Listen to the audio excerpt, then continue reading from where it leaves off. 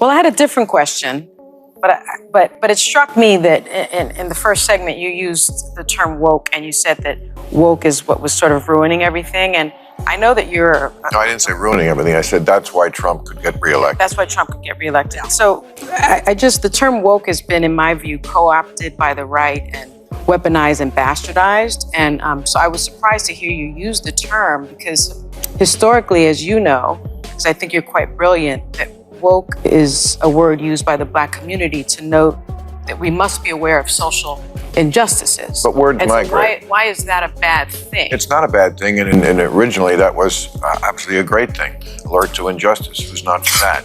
But words do migrate. Now, I'll use any term you want. Okay. Because maybe that is a word that's triggering, and so let's not use that word. I don't want to call it the super far left, but don't tell me the left had... Be the super far right. Well, he's talking about the left. Well, okay, but we talked about that. I mean, I think we agree about the danger of the super far right, and I can't say it enough. I think they're the bigger threat. In an animated discussion on the show, Bill Maher and Sunny Hostin debated the controversial evolution of the word woke.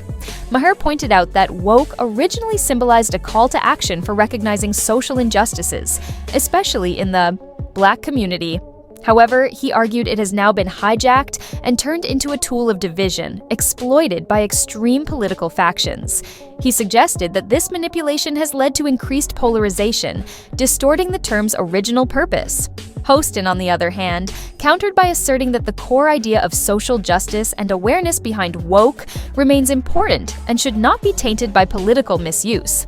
Their disagreement highlighted a deeper conflict over the evolution of progressive language and the challenges of defining social consciousness in a more polarized world. Now, let's see how Bill Maher dismantled the concept of woke, according to Sunny Hostin. I wanted to ask you about that because I think you're almost a free speech absolutist. You believe totally in the right to say what you believe. But I think a lot of us were disturbed to see terrorist flags being waved on American college campuses and seeing this a generation that some I think genuinely care about the plight of the Palestinians. I think most Americans do. But some who seem to be embracing a terrorist organization over the nation of Israel. What do you make of this moment? What do you think it's a result of? How do we fix it? Well, I mean, it's just astounding to me that they can't tell the good guys from the bad guys. I mean, just morally. I mean, let me tell you, if you're for Hamas, just live in Gaza for a day. And I'm not talking about while the war is on. I mean, before the war.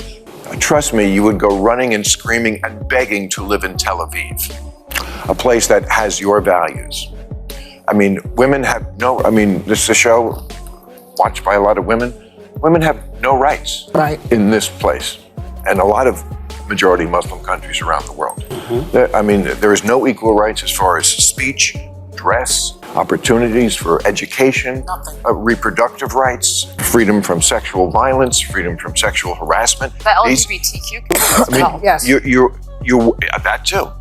But you throw around the term apartheid. There is a gender apartheid in a lot of the world, where women are second-class citizens, at best. This critique stems from Maher's observation that some leftist factions either directly or indirectly support groups like Hamas, which he believes contradicts core liberal values, especially those concerning equality and human rights.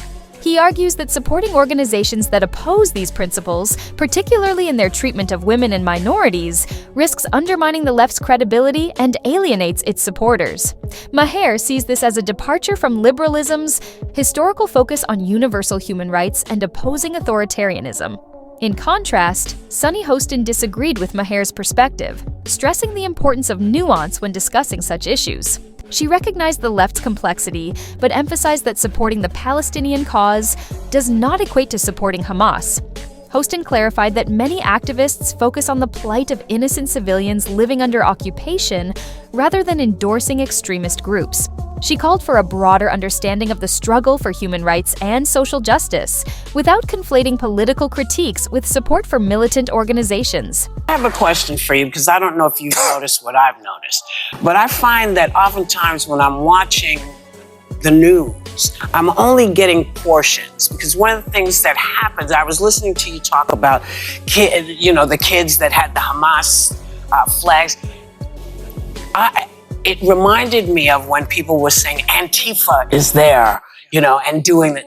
So bad players show up and make stuff happen. But do you find that the view that we're being shown seems to be meant to guide us into thinking about people one way, when in fact it may be a much bigger conversation? Oh, of course. I mean, the media is always going to just chase what is interesting to watch. I mean, I used to be able to watch the nightly news, for example. I can't do it. I mean, first of all, it should be called, here's some video we found that's fun to watch. That's not the news. Yeah. Like anything that happens on a plane. Like the plane skidded off the runway, so what?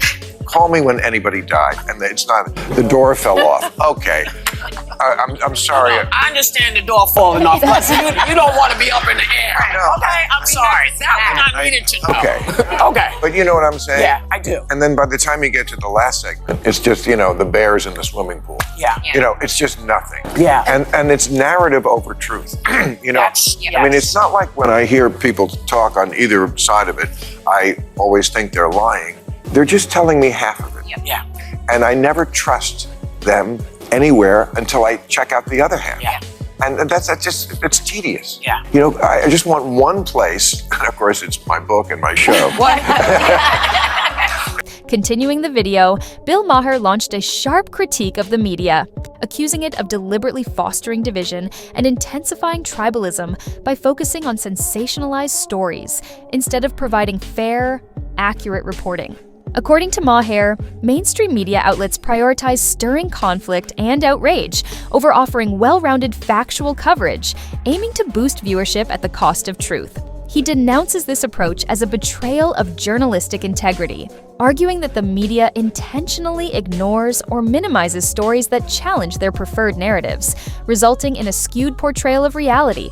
Maher does not hold back, claiming that the media has abandoned its duty to inform the public objectively, and instead acts as a promoter of selective outrage meant to keep people angry, divided, and suspicious. He calls for a return to journalistic values, urging the media to cease fueling conflict and to start reporting truthfully, warning that failing to do so will only deepen societal rifts and distrust. Here too. We're talking about your new book, which Yes. looks at 20 years of your editorials re-edited and reimagined Right. in time for Father's Day. What do you want people to take away from reading it? Yeah. Well, I think I think we're tribal now, which is not good. And I think there's 4 tribes. Basically, there's old school liberals, which I would mostly count myself as, old school conservatives. There's still some of those You've left. changed, though. Wait, what are the other two? Go ahead. Well, What are the other two?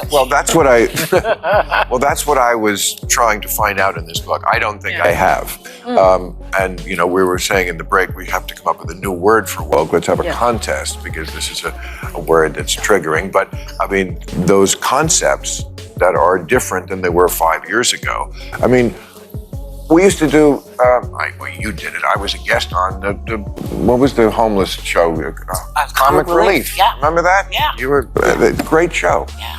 And homeless was a term that I thought we kind of came up with because people were calling them bums and vagrants and hobos. Now that's homeless. the word. No. It's unhoused. Well, it's people experiencing homelessness. But they're experiencing it on the street. Yeah. Okay, the liberal view of that was for compassion's sake. We're the liberals, we're compassion. Let's get these people off the street.